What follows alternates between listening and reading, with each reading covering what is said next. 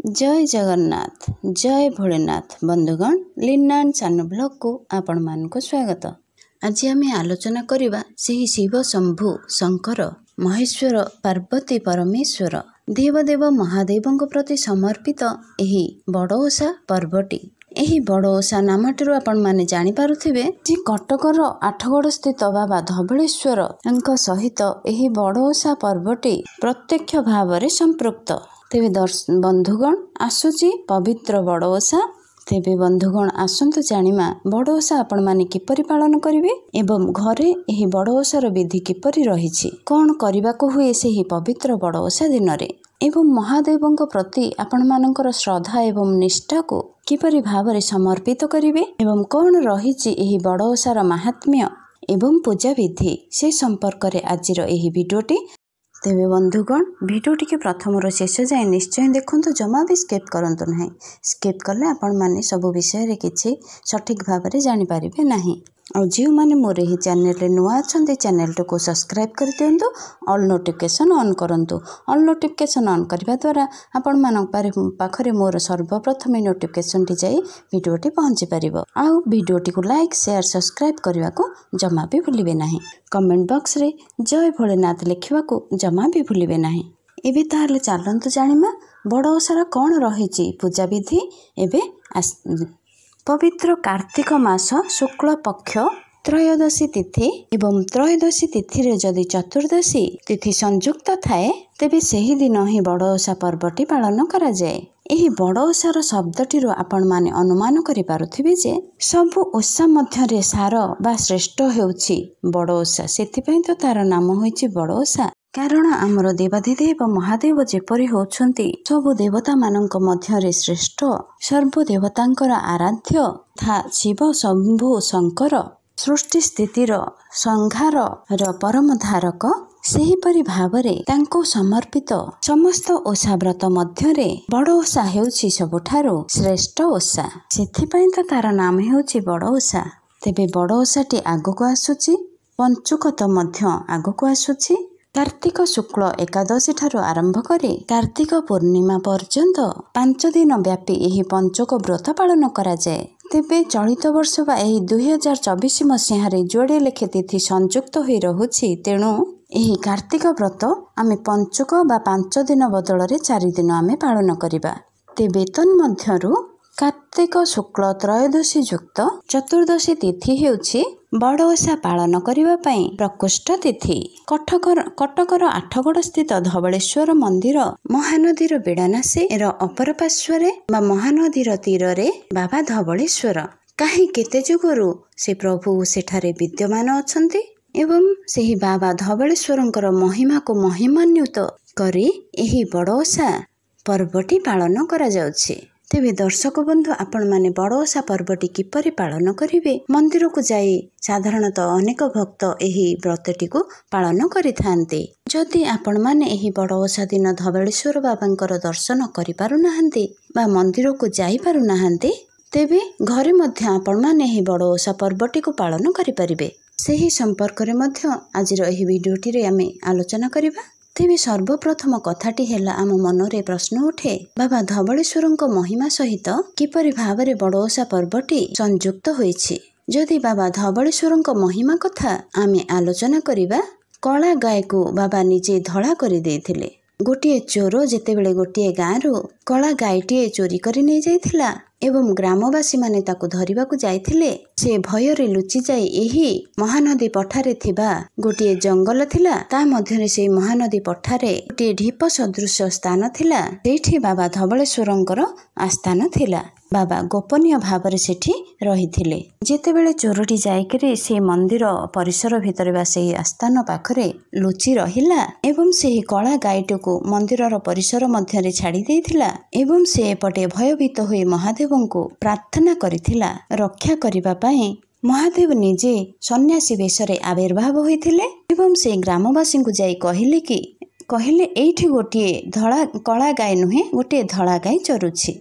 सेठी प्रकृत रे ग्रामवासी माने देखिले सतरे एठी कला गाय नुह धळा गायटे चरुछि एवं सेमाने सेठी सेतेबेले सेही चोरटी को संदेह न करी फेरी जाउथिबा बेले ଏବଂ ଚୋରଟି ଆସି ସମ୍ପୂର୍ଣ୍ଣ ଭାବରେ ସତ କଥା ସେହି ଗ୍ରାମବାସୀମାନଙ୍କୁ କହିଥିଲା ଏବଂ ସେ ନିଜେ କହିଥିଲା ଦେବାଦିଦେବ ମହାଦେବ ଏଠି ସ୍ୱୟଂ ଆବିର୍ଭାବ ହୋଇଥିଲେ ସେହି ସନ୍ନ୍ୟାସୀ ରୂପରେ ଏବଂ ସେହି ଦେବାଦିଦେବ ମହାଦେବ ହିଁ ସେହି କଳା ଗାଈଟିକୁ ଧଳା କରିଦେଇଛନ୍ତି। ବାବାଙ୍କର ମହିମା ସେହି ସ୍ଥାନରେ ସର୍ବପ୍ରଥମେ ପ୍ରକଟିତ ହୋଇଥିଲା ଏବଂ ସେହି ଗ୍ରାମବାସୀମାନେ ବାବାଙ୍କ ପାଇଁ ସୁନ୍ଦର ମନ୍ଦିରଟିଏ ତୋଳିଥିଲେ। ତେଣୁ ବାବା କଳା ଗାଈକୁ ଧଳା କରିଥିବାରୁ ବାବାଙ୍କ ନାମ ସେହି ସ୍ଥାନରେ ହେଲା ଧବଳେଶ୍ୱର ଏବଂ ବାବା ଧବଳେଶ୍ୱର ନାମରେ ବାବା ସେଠି ଖ୍ୟାତି ଲାଭ କଲେ। ସେଥିପାଇଁ ଏ ବାବା ଧବଳେଶ୍ୱରଙ୍କର ନାମକରଣ ଅନୁସାରେ ଏହି ଓଷାକୁ ଯେଉଁମାନେ ପାଳନ କରନ୍ତି ତାଙ୍କର ଶରଣରେ ଯେଉଁମାନେ ଯାଇଥାନ୍ତି ତାଙ୍କୁ ଶ୍ରଦ୍ଧା ଆତ୍ମୀୟତା ଭାବରେ ଯିଏ ପୂଜା କରିଥାନ୍ତି ସମସ୍ତ ପ୍ରକାର ମନସ୍କାମନା ସେ ତାଙ୍କର ପୂରଣ କରନ୍ତି ବୋଲି ବିଶ୍ୱାସ କରାଯାଇଥାଏ। କୁହାଯାଏ କଥାରେ ଅଛି ଦେବରାଜ ଇନ୍ଦ୍ର ଏକଦା ବ୍ରହ୍ମାଙ୍କ ଅଭିଶାପରୁ ମୁକ୍ତ ପାଇବା ପାଇଁ ଏହି ମହାନଦୀ ପଠାରେ ଆସି ବଡ଼ ଓଷା ପାଳନ କରି ବାବା ଧବଳେଶ୍ୱରଙ୍କ ପାଖରେ ସେ ନିଜକୁ ସମର୍ପଣ କରିଥିଲେ। କାର୍ତ୍ତିକ ପୂର୍ଣ୍ଣିମାରେ ମହାନଦୀରେ ବୁଡ଼ ପକାଇଥିଲେ ଏବଂ ଦେବରାଜ ଇନ୍ଦ୍ର ଏଠି ଶାପ ମୁକ୍ତ ହୋଇଥିଲେ। ଏହି କଥା ପଦ୍ମ ପୁରାଣରେ ମଧ୍ୟ ଉଲ୍ଲେଖ କରାଯାଇଛି ଏବଂ ସେହି ଦିନଠାରୁ ବଡ଼ ଓଷାର ମହିମା ପ୍ରକଟିତ ହେଲା ଏବଂ ସମସ୍ତେ ବଡ଼ ଓଷାକୁ ପାଳନ କରିବାକୁ ଲାଗିଲେ। ତେଣୁ କାର୍ତ୍ତିକ ମାସ ଶୁକ୍ଳ ପକ୍ଷ ତ୍ରୟୋଦଶୀ ତିଥିରେ ଏହି ବଡ଼ ଓଷା ପର୍ବଟି ପାଳନ କରାଯାଇଥାଏ ଏବଂ ତ୍ରୟୋଦଶୀ ଏବଂ ଚତୁର୍ଦ୍ଦଶୀର ସନ୍ଧି କ୍ଷଣରେ ବାବା ଧବଳେଶ୍ୱରଙ୍କୁ ଏହି ଦିନ ସ୍ୱତନ୍ତ୍ର ଭାବରେ ଗଜ ପିଠା ବା ଗଜ ମଣ୍ଡା ଭୋଗ ଲାଗି ହୋଇଥାଏ ଏବଂ ତରଣ ଭୋଗ ବା ଅଟଗାଳି ଭୋଗ ମଧ୍ୟ ଲାଗି ହୋଇଥାଏ। ଏହାକୁ କିଏ ପ୍ରସ୍ତୁତ କରନ୍ତି? ସ୍ୱତନ୍ତ୍ର ଭାବରେ ସେବକମାନେ ପ୍ରସ୍ତୁତ ହୋଇଥିବା ଗଜ ମଣ୍ଡା ଭୋଗକୁ ଏବଂ ତରଣ ବା ଅଟକାଳିକୁ ଏହି ଭୋଗକୁ ବାବା ଧବଳେଶ୍ୱରଙ୍କ ପାଖରେ କେତେବେଳେ ଲାଗି କରାଯାଏ? କାର୍ତ୍ତିକ ଶୁକ୍ଳ ତ୍ରୟୋଦଶୀ ରାତ୍ରିରେ ଯେତେବେଳେ ମହାସ୍ନାନ ନୀତି ବଢ଼ିଥାଏ ତାପରେ ପରେ ବାବାଙ୍କୁ ଏହି ଭୋଗକୁ ଲାଗି କରାଯାଇଥାଏ ଏବଂ ଚତୁର୍ଦ୍ଦଶୀ ଦିନ ତାହାକୁ ସେହି ଭୋଗକୁ ଭକ୍ତମାନଙ୍କୁ ବଣ୍ଟା ଯାଇଥାଏ। ତେଣୁ ଯେଉଁମାନେ ଏହି ବଡ଼ ଓଷାକୁ ପାଳନ କରନ୍ତି ତ୍ରୟୋଦଶୀ ତିଥିରେ ଏହି ଓଷାକୁ ପାଳନ କରନ୍ତି ଏବଂ ଭୋଗ ଲାଗି କରନ୍ତି ଚତୁର୍ଦ୍ଦଶୀରେ ସେହି ଭୋଗକୁ ଗ୍ରହଣ କରି ଓଷାର ପରିସମାପ୍ତି କରିଥାନ୍ତି। ଏମିତିରେ ମଧ୍ୟ ଯେଉଁମାନେ କାର୍ତ୍ତିକ ବ୍ରତ ମାସ ସାରା ଆରମ୍ଭ କରିଥାନ୍ତି ସେମାନେ ଏହି ପବିତ୍ର କାର୍ତ୍ତିକ ଚତୁର୍ଦ୍ଦଶୀରେ ସେମାନେ ଏହି ବାବା ଧବଳେଶ୍ୱରଙ୍କ ବଡ଼ ଓଷାର ଭୋଗକୁ ଗ୍ରହଣ କରି ସେହି କାର୍ତ୍ତିକ ବ୍ରତକୁ ସମାପନ କରିଥାନ୍ତି। କାରଣ ତା ପରଦିନ ପଡ଼ିଥାଏ କାର୍ତ୍ତିକ ପୂର୍ଣ୍ଣିମା। ମାସ ସାରା ବ୍ୟାପୀ ସେହି କାର୍ତ୍ତିକ ବ୍ରତର ପରିସମାପ୍ତି ସେହି ଚତୁର୍ଦ୍ଦଶୀ ତିଥିରେ ହିଁ କରାଯାଇଥାଏ। କାର୍ତ୍ତିକ ପୂର୍ଣ୍ଣିମା ଦିନ ଡଙ୍ଗା ଭସାଇ ବୋଇତ ଭସାଇ ସେହି କାର୍ତ୍ତିକ ବ୍ରତର ସମ୍ପୂର୍ଣ୍ଣ ଭାବରେ ପରିସମାପ୍ତି କରିଥାନ୍ତି। ତେଣୁ ବଡ଼ ଓଷା ପର୍ବଟି ଏକ ବିଶେଷ ଭାବରେ ଓଡ଼ିଶାର ଧର୍ମୀୟ ପରମ୍ପରା ଏବଂ ବାବା ଧବଳେଶ୍ୱରଙ୍କ ପ୍ରତି ନିଷ୍ଠାର ପ୍ରତୀକ ହୋଇଥାଏ। ବାବା ଧବଳେଶ୍ୱରଙ୍କୁ ଏହି ଗଜମଣ୍ଡା ଲାଗି କରାଯାଏ। ଚତୁର୍ଦ୍ଦଶୀ ଅର୍ଥାତ୍ 14 ଦେବାଦିଦେବ ମହାଦେବଙ୍କର ଏହି 14 ସଂଖ୍ୟାଟି ଅତ୍ୟନ୍ତ ପ୍ରିୟ ହୋଇଥାଏ। ଆପଣମାନେ ତ ଜାଣିଥିବେ ଦର୍ଶକ ବନ୍ଧୁ ପ୍ରତ୍ୟେକ ମାସରେ ଏହି ଚତୁର୍ଦ୍ଦଶୀ ଦିନ ଶିବ ଚତୁର୍ଦ୍ଦଶୀ ପାଳନ କରାଯାଇଥାଏ ଏବଂ ଅନେକ ଭକ୍ତ ମଧ୍ୟ ଶିବ ଚତୁର୍ଦ୍ଦଶୀ ଉପବାସ ମଧ୍ୟ କରିଥାନ୍ତି ଏବଂ 14ଟି ମଣ୍ଡା ପିଠା ଆମେ ଯେଉଁମାନେ ଘରେ ବଡ଼ ଓଷା ପର୍ବ ବା ଓଷାଟିକୁ ପାଳନ କରିଥାଉ 14ଟି ମଣ୍ଡା ପିଠା ଦେବାଦିଦେବ ମହାଦେବଙ୍କୁ ଭୋଗ ଲଗାଯାଇଥାଏ। ଯେଉଁମାନେ ଘରେ ଏହି ପର୍ବଟି ପାଳନ କରୁଛନ୍ତି ଶିବଲିଙ୍ଗ ରଖିଛନ୍ତି ଆପଣମାନେ 14ଟି ମଣ୍ଡା ପିଠା ଘରେ ବାବାଙ୍କୁ ଭୋଗ ଲାଗି କରାଇ ପାରିବେ। ତେବେ ବାବା ଧବଳେଶ୍ୱରଙ୍କ ପାଖରେ ଯେଉଁ ଗଜମଣ୍ଡା ଲାଗି କରାଯାଏ ବିପୁଳ ଭାବରେ ଗଜମଣ୍ଡା ଭୋଗ କରାଯାଇଥାଏ। କାହିଁକି ନା ତା ବାସି ଦିନ ସମସ୍ତ ଭକ୍ତମାନଙ୍କୁ ସେହି ଭୋଗ ବଣ୍ଟନ କରାଯାଇଥାଏ। କାରଣ ମାସ ସାରା ଯେଉଁ କାର୍ତ୍ତିକ ବ୍ରତ କରିଥାନ୍ତି ସେହି ଗଜମଣ୍ଡା ସେହି ଭୋଗକୁ ପାଇକରି ସେମାନେ ବ୍ରତର ସମାପନ କରିଥାନ୍ତି ଏବଂ ତା ସହିତ ଯେଉଁ ଗଜମଣ୍ଡା ଭୋଗ ଅରୁଆ ଚାଉଳ ବା ଚୁନାରେ ଗୋଟିଏ ଖଳି ପ୍ରସ୍ତୁତ ହୋଇଥାଏ ପଞ୍ଚପୁର ଦେଇପାରିବେ ନହେଲେ ଗୁଡ଼ ଅଳେଇଚ ଗୋଲମରିଚ ଏମିତି କିଛି ନଡ଼ିଆର ପୁର ଦେଇ ମଧ୍ୟ ମଣ୍ଡା ପିଠା କରିପାରିବେ ଯାହାକୁ ଧଳା ମଣ୍ଡା ବୋଲି କୁହାଯାଏ। ଗୋଜ ମଣ୍ଡା ବା ଘୋରା ମଣ୍ଡା ବୋଲି କୁହାଯାଇଥାଏ। ଧଳା ବର୍ଣ୍ଣର ମଣ୍ଡା ହିଁ ଭୋଗ କରାଯାଇଥାଏ। ବାବା ଧବଳେଶ୍ୱର ଯେହେତୁ କଳା ଗାଈକୁ ଧଳା କରିଥିଲେ ସେଥିପାଇଁ ଆମେ ବାବାଙ୍କ ପାଖରେ ଏହି ଧଳା ବର୍ଣ୍ଣର ମଣ୍ଡା ପିଠାଟି ଆମେ ଭୋଗ ଲଗାଇଥାଉ।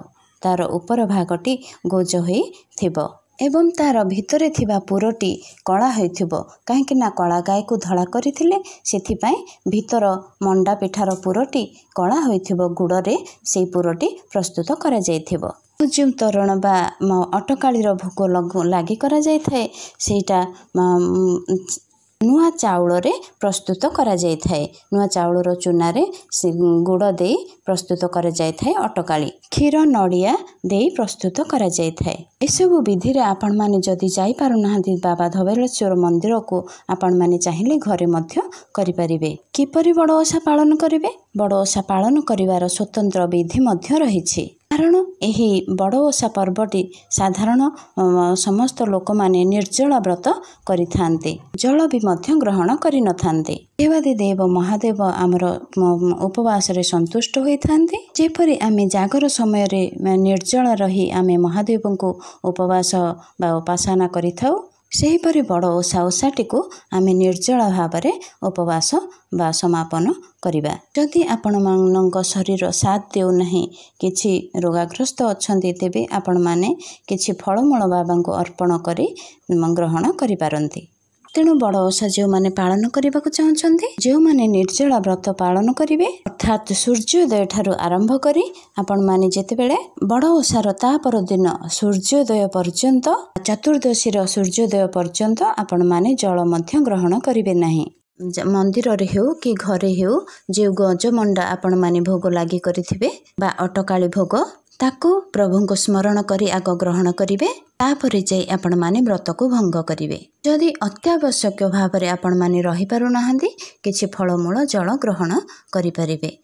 सुस्थ रहिले शरीर ही आमे जे कोनोसी ओषा पर्व करि परिबा तो सेथिरे किछि बाधा नाही। सेमाने भी ता परदिन सेही भोग को पाए निजर व्रत भंग करिवे बा समापन करिवे। आपण माने जदि घरे ओषाटी को करबा को चाहछंती तेबे आपण माने बाबा धबलेश्वरंकर फोटो चित्रटे रखी पूजा करि परिबे। जदि आपणक गृह रे वर्ष सारा आपणक घरे जदि शिवलिंग रखी पूजा करूछंती ताहाले ताहांको आपण माने बाबा धबलेश्वरंक नाम रे स्मरण करी सेही दिन प्रथमे बाबा को आपण माने अभिषेक बा स्नान कराइबे। आपण माने तो समस्ते जानिचंती बंधुगण बाबा महादेव स्वतंत्र भाव में जलाभिषेक को अत्यंत प्रसन्न होइथांती। से होचंती प्रभु आशुतोष तपेवर नहले कोपेवर तांको तो संतुष्ट करा जाए जल धारा दे।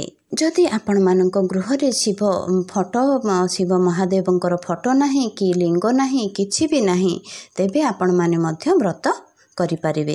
कारण जदि आपण मानकर मन शुद्ध रहिला मन भितरे आपण माने बाबा धबलेश्वरन को रखि पारिले तेबे ताहा ही हेउची सर्वोत्कृष्ट ओषा बा व्रत बोली विवेचना करा जायछि। कारण मनर मूले ही जगत।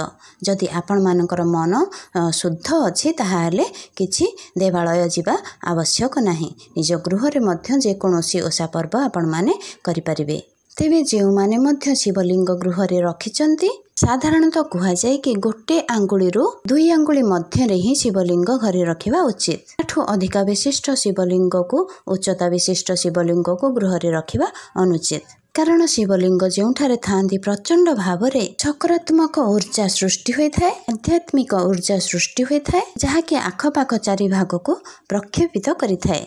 सेथिपाई जदि आमे घरे अधिका उच्च विशिष्ट शिवलिंग को रखिबा तांकठारु निर्गत हेउथिबा प्रचंड ऊर्जा आम घरे चारि पाखरे आमे तांको सह्य करने को समर्थ हेबा नाही। सेथिपाई आपण माने देखुथिबे प्रत्येक अधिकांश ग्राम रे प्रायतः दुई मुंडरे गोटे पाखरे शिव मंदिर एवं अन्य पार्श्व विष्णुଙ୍କ मंदिर थाए। कारण श्रृंखलित करिबा पाई आध्यात्मिक ऊर्जार परिवेश सृष्टि करिबा पाई सेथिपाई प्रायतः शिव मंदिर गुड़िक ग्रामर शेष भाग रे ही रही थाए। जदि आपण माने गृह रे शिवलिंग रखुचंती प्रत्येक दिन तांको अभिषेक जलाभिषेक निश्चय करंतु कहीं ना जलाभिषेक रे ही महादेव संतुष्ट होई थांती। सेथिपाई जलाभिषेक नित्यांत आवश्यक। ତ ବଡ଼ ଓଷା ଦିନ ଯେତେବେଳେ ଆପଣମାନେ ଶିବଲିଙ୍ଗକୁ ପ୍ରଥମେ ଆପଣ ସ୍ନାନ କରାଇବେ ବା ଅଭିଷେକ କରାଇବେ, ପଞ୍ଚୋପଚାର ବିଧିରେ ସେଦିନ ପୂଜା ମଧ୍ୟ କରିବେ ଏବଂ ଯେତେବେଳେ ସ୍ନାନ କରାଇବେ ସେତେବେଳେ ଗଙ୍ଗା ଜଳ ମିଶ୍ରିତ ଜଳରେ ସ୍ନାନ କରାଇବେ ଏବଂ ପଞ୍ଚାମୃତରେ ମଧ୍ୟ ସ୍ନାନ କରାଇବେ ନିହାତି ଆବଶ୍ୟକ। ପଞ୍ଚାମୃତରେ ମିଶ୍ରିତ ଦ୍ରବ୍ୟ ଗୁଡ଼ିକ ହେଲା କ୍ଷୀର, ଦହି, ଘିଅ, ଗୁଡ଼, ଗୁଆ ଘିଅ ଏବଂ ମହୁ। ଏଗୁଡ଼ିକ ପଞ୍ଚାମୃତରେ ଯେଉଁ ପକାଇବେ ସେ ପଞ୍ଚାମୃତ କରି ଏକାଥରେ ସ୍ନାନ କରାଇ ପାରିବେ, ନହେଲେ ଏଗୁଡ଼ିକୁ ପୃଥକ ପୃଥକ କରି ଭାଗ ଭାଗ କରି ମଧ୍ୟ ଆପଣମାନେ ସ୍ନାନ କରାଇ ପାରିଲେ ଅତ୍ୟନ୍ତ ଭଲ ହେବ। ଏବଂ ଶିବଲିଙ୍ଗକୁ ସ୍ନାନ କରାଇ ସାରିବା ପରେ ଭଲ ଭାବରେ ତାଙ୍କୁ ପୋଛିଦେବେ। ତ୍ରିଶାଖା ବେଲପତ୍ର ଆଣିଥିବେ, ତ୍ରିଶାଖା ବେଲପତ୍ର ଦେବେ, ଚନ୍ଦନ ଦେବେ। ମୁଖ୍ୟତଃ ବେଲପତ୍ର ହିଁ ଆଣିବେ, ଚିରାଫଟା ହୋଇନଥିବ। ଯଦି ଆପଣମାନେ ଚନ୍ଦନରେ ଓମ୍ ଲେଖି ଦେବେ ତାହେଲେ ଆହୁରି ଭଲ। ବେଲପତ୍ର ସହିତ ଧଳା କିମ୍ବା ହଳଦିଆ ରଙ୍ଗର ପୁଷ୍ପ ମଧ୍ୟ ଦେବେ। ବଡ଼ ଓଷା ଦିନ ପ୍ରଭୁ ଶିବଶଙ୍କରକୁ ଧଳା ରଙ୍ଗର ପୁଷ୍ପ ଦେଲେ ଅତ୍ୟନ୍ତ ଶୁଭ ହୋଇଥାଏ। ଏବଂ ଘରେ ଆପଣମାନେ ପୂଜା କରୁଥିଲେ ନିହାତି ଗଜମଣ୍ଡା ଆଉ ତୋରଣ ବା ଅଟକାଳି ପ୍ରସ୍ତୁତ କରିବେ, ଗୃହରେ ପ୍ରସ୍ତୁତ କରି ଭୋଗ ଲଗାଇବେ। ଏହିପରି ଭାବରେ ଆମର ବଡ଼ ଓଷାର ମହିମା ଯେଉଁ ବ୍ରତଧାରୀମାନେ ଏହି ବ୍ରତଟିକୁ ପାଳନ କରିଥାନ୍ତି ସେମାନଙ୍କୁ ମହାଦେବଙ୍କର ଆଶୀର୍ବାଦ ନିହାତି ଭାବରେ ମିଳିଥାଏ। ଏବଂ ଗନ୍ଧ, ପୁଷ୍ପ, ଧୂପ, ଦୀପ ନୈବେଦ୍ୟ ଦେବା ପରେ ବାବାଙ୍କୁ ଆଳତି କରିବେ। ବାବାଙ୍କୁ ମନ ମଧ୍ୟରେ ସ୍ମରଣ କରିବେ, ବାବା ଧବଳେଶ୍ୱରଙ୍କୁ ପ୍ରାର୍ଥନା କରିବେ, ନିଜର ମନସ୍କାମନା ବାବାଙ୍କୁ ଜଣାଇବେ। ତ୍ରୟୋଦଶୀ ଯୁକ୍ତ ଚତୁର୍ଦ୍ଦଶୀ ତିଥିରେ ବାବାଙ୍କ ବଡ଼ ଓଷା ପର୍ବଟିକୁ ପାଳନ କରାଯାଇଥାଏ। ଚତୁର୍ଦ୍ଦଶୀର ସୂର୍ଯ୍ୟୋଦୟ ପରେ ହିଁ ବାବାଙ୍କର ସେହି ପ୍ରସାଦକୁ ଭକ୍ତମାନଙ୍କ ମଧ୍ୟରେ ବଣ୍ଟାଯାଏ ଏବଂ ବ୍ରତଧାରୀମାନେ ଖାଇ ସେହି ବ୍ରତକୁ ସମାପନ କରିଥାନ୍ତି। ଏହି 2024ରେ ଯେହେତୁ ନଭେମ୍ବର 12 ତାରିଖରେ ପବିତ୍ର ଦେବୋତ୍ଥାପନ ଏକାଦଶୀ ବା ବଡ଼ ଏକାଦଶୀ ପଡ଼ୁଛି, ଉଭୟରେ ଦ୍ୱାଦଶୀ, ତ୍ରୟୋଦଶୀ, ଚତୁର୍ଦ୍ଦଶୀ ତିଥି ସଂଯୁକ୍ତ ହେଉଛି ଏବଂ ପଞ୍ଜିକା ଅନୁଯାୟୀ ଆମର ଚତୁର୍ଦ୍ଦଶୀ ତିଥି ପଡ଼ୁଛି ନଭେମ୍ବର 14 ତାରିଖରେ ଏବଂ ନଭେମ୍ବର 15 ତାରିଖ କାର୍ତ୍ତିକ ପୂର୍ଣ୍ଣିମା ପଡ଼ୁଛି। ତେଣୁ ନଭେମ୍ବର 13 ତାରିଖ ରାତ୍ରରେ ହିଁ ବାବା ଧବଳେଶ୍ୱରଙ୍କ ପାଖରେ ଗଜମଣ୍ଡା ଭୋଗ, ତୋରଣ ଭୋଗ ଲାଗି ହେବ। ତେଣୁ ଆପଣମାନେ ତ୍ରୟୋଦଶୀ ଦିନ ଉପବାସ ରହିବେ ତଥା ନଭେମ୍ବର 13 ତାରିଖ ଦିନ ବଡ଼ ଓଷାର ବ୍ରତକୁ ପାଳନ କରିବେ ଏବଂ ନଭେମ୍ବର 14 ତାରିଖ ଦିନ ବାବାଙ୍କର ଭୋଗକୁ ଗ୍ରହଣ କରି ବଡ଼ ଓଷା ବ୍ରତଟିର ପରିସମାପ୍ତି କରିବେ। ତ ବନ୍ଧୁଗଣ, ଆପଣମାନଙ୍କୁ ମୋର ଏହି ବଡ଼ ଓଷା ପର୍ବ ବିଷୟରେ କଥାଟି ଆପଣମାନଙ୍କୁ କିପରି ଲାଗିଲା କମେଣ୍ଟ ମାଧ୍ୟମରେ ନିହାତି ଜଣାଇବେ ଆଉ କମେଣ୍ଟ ବକ୍ସରେ ଜୟ ଭୋଳେନାଥ ଲେଖିବାକୁ ଜମା ବି ଭୁଲିବେ ନାହିଁ। ରହୁଛି ବନ୍ଧୁଗଣ, ଜୟ ଜଗନ୍ନାଥ, ଜୟ ବାବା ଧବଳେଶ୍ୱର।